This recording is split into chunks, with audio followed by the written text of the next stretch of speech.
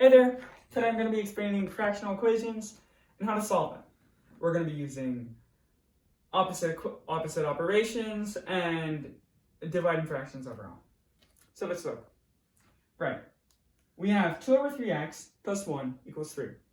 Right now what we're trying to do is solve for x.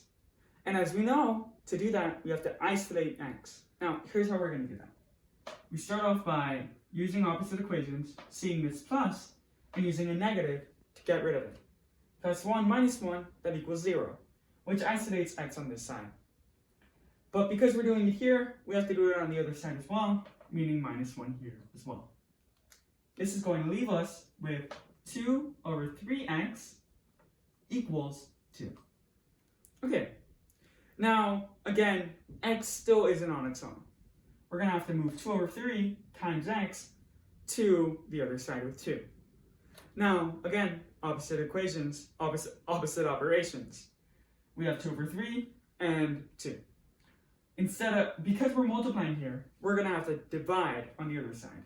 Meaning divide 2 over 3 here, and divide 2 over 3 here. I'm going to switch over here just so that I can keep things big. We have x equals 2 over 1 divided by 2 over 3. As we know, to divide fractions, we have to use K, C, F, or key change flip. That means x equals 2 over 1 times 3 over 2. Now let's solve. X equals 6 over 2. What's this? A fraction we can simplify. If you want to look into simplifying fractions, there's a video above. But if you already know that, then you know x equals 3. That's your answer. Now, how can you be sure? Well, we can actually check this by plugging it into the equation. Rather than x, we'll have 3.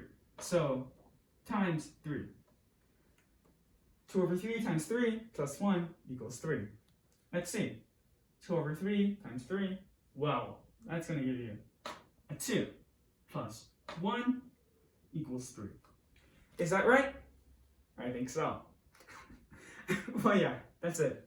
Thank you for watching. I hope this was helpful. And this was my video on fractional equations.